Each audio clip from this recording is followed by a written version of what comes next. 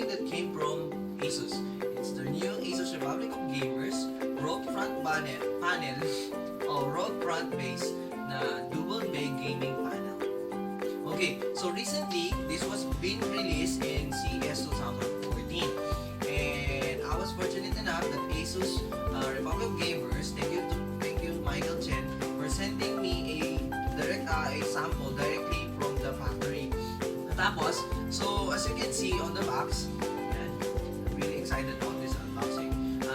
It has the usual matte finish of the box that all Republic Gamers packaging has. On the back panel of the box, you will see some of the details, key features of this gaming panel. So basically, you have 3 tachometers there that indicates first thing is the CPU frequency, the temperature or fan speed, and then the temperature of your CPU or the motherboard. You can configure it, by the way. And also you have small indications there for the audio if you want to use your Supreme effects that is built in your motherboard. So if you want to choose music mode, shooting mode, if you're playing games or action or sports or racing, you can actually select it directly by pressing it on the front of the case. And also, it also has a feature of USB 2.0 plug-in in front of the gaming panel, where you can charge your phone, your tablets, even the PC is already shut off or powered down. Tapos, you also have a microphone jack and a headset jack in front of the panels. I think it would be useless if meron lang sa front panel case. Anyway, if you don't have that in your case, this would be you will find it very handy, but I find it additional cable management inside the case. Katapos, it also has a button that is dedicated to escape the game instantly.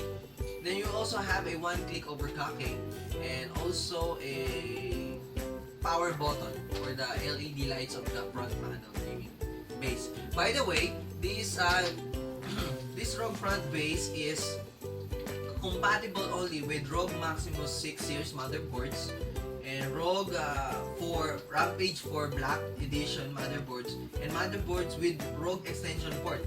So usually, someone asks me if this will be compatible with other motherboards. So you have to make sure that your motherboard supports ROG extension port. If you don't know that, then probably your motherboard doesn't have it. So better check it out. Pero sabi ROG extension port, so probably it's only available for ROG motherboards. It has a display of 4-inch LCD.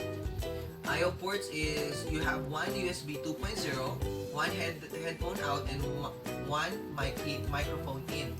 The back of the I/O ports supports one SATA power connector and one 18-in-1 pin ROG extension. This is where you're gonna plug the ROG extension cable from the base, front bay, to the motherboard. That is supported by ROG extension. Tapos, you also have a 1AA-FP connector. It is for your audio connection.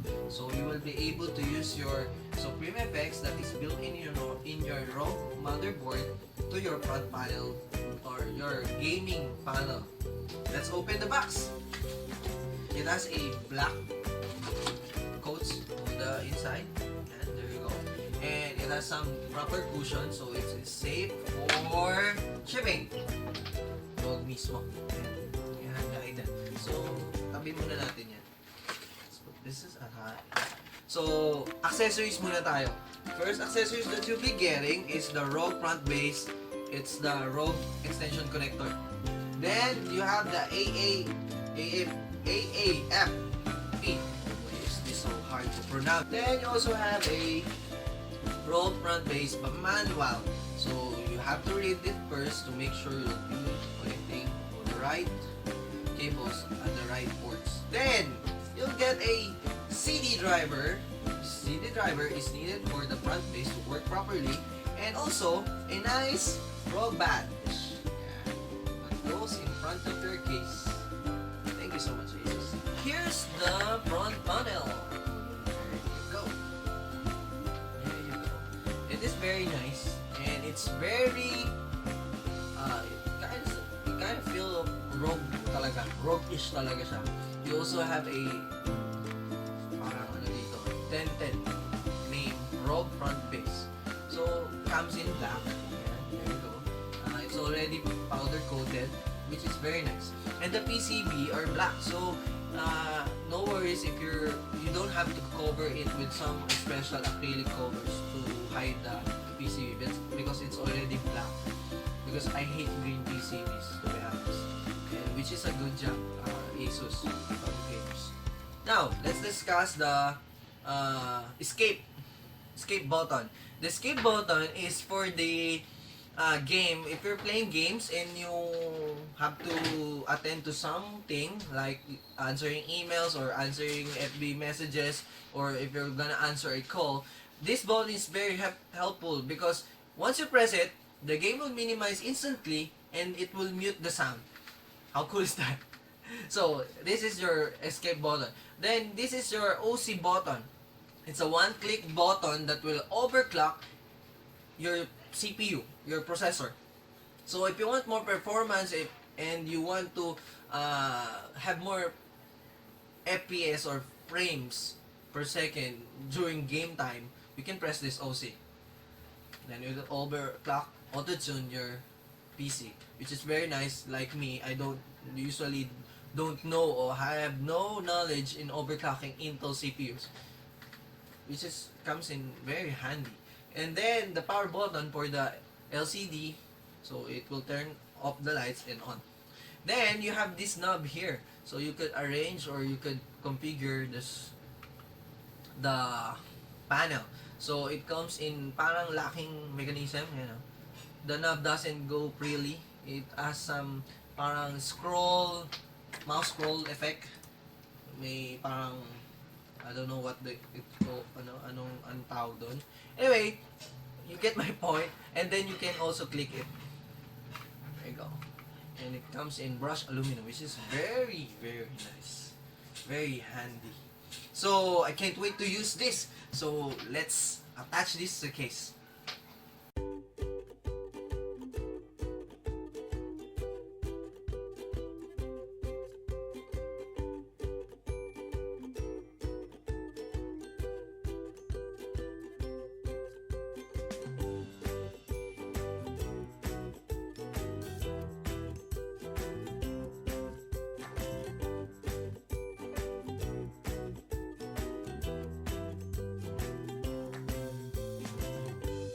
Okay, so here's the deal. Do you know that, LCD debug post bug LCD nyo, nandito rin yan sa in front of the front panel. Focus, please. Yan. So you don't have to look anymore inside the case just to make sure your system is booting up properly. And also you have a time there. So it's also work as a clock. Very useful, Asus. And then, you already can see the frequency of the CPU, the RPM of the pump or the fan, and the temperature of the CPU, which is, by the way, it is very hot. What's wrong with you?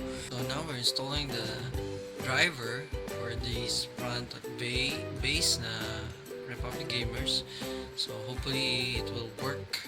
It's fine. So now we're done installing the drivers. We're playing actually a game in the background, the Batman Arkham Origin. Anyway, yeah, Arkham Origins. So we're trying out the base panel, front panel. ROG front base. Okay, correction. ROG front base. So right now we're using it, and so here's my assessment. Okay, so basically what you have to do is you can edit the display, which RPM of which fan you want to show and control, and at the same time you can select a CPU or motherboard temperature. So how will you do that? So basically you just press the knob and hold it like this and wait until the screen changes to edit. Once you are in that mode, you can edit everything. So you can edit the CPU, RPM, fan. So we can tune this down. Oh, I'm sorry. There you go. You can tune that RPM and tune it up. So it depends on your needs. Then you can also select. You can also select the sound preset that you want to use. So if you're using, excuse me. Let's press and hold it again. Okay, and there you go. So you can use music, shooting game, or if you're playing action or fiction game, so like the Batman, so you could select that also. And if you're playing sports like NBA 2K14 or some sort, and you can also use that preset. And you can also use racing like NFS or Assetto or F1. So once you're done with it, you can turn the knob until you are kumbaga happy ka na dun sa gusto mong changes. See, as you can see, it changes.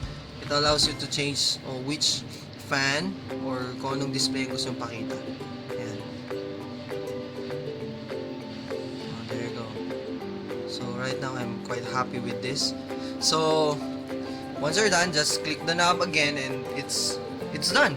Ganun lang kadali. Then if you want to, like yung escape button, I tried it out. So let's try the escape button. So halimbawa, meron kang nasagutin na tawag or something, just press this button, the escape button, and automatically the game will minimize and mute. Tapos, if you want to tune up your CPU, you want to instantly overclock it. As you can see, we're currently at 3.8 megahertz. Gigahertz, excuse me. So, by pressing the OC button, it will tune up the CPU into level 1, and then it will overclock to 4.2. How cool is that, diba? Now we're playing at 4.2 gigahertz. If you want to overclock it, you can also use the level 2, much comprehensive overclocking, and it became 4.3 gigahertz. 4.4, excuse me. Wow, that's impressive, and it's still rising. And then if you want to go back to the normal operation, just press it again, and once it showed the M64, which is my motherboard model, then you're back at the normal frequency. And then this is the power and on and off button for the lights. Okay, so there you have it. It's really cool. So there you go. There's the video installation of the ROG front base na dual bay gaming panel. Again, thank you so much from Asus and Republic of Gamers presenting us this very cool product. We'll give it a platinum award. Total design is platinum award. Why? Because I like the design. I like the tachometer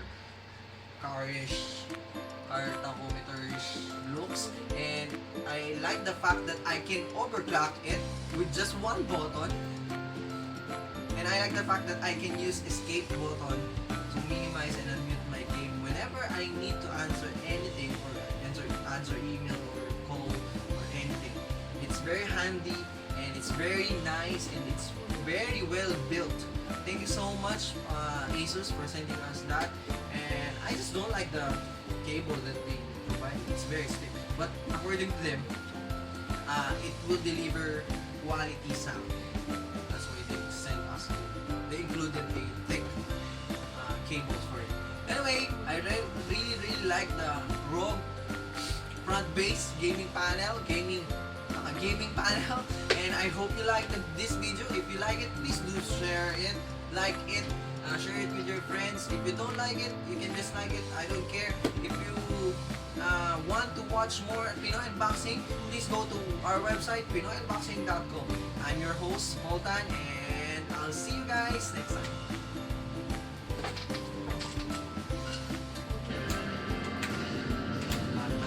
Bad.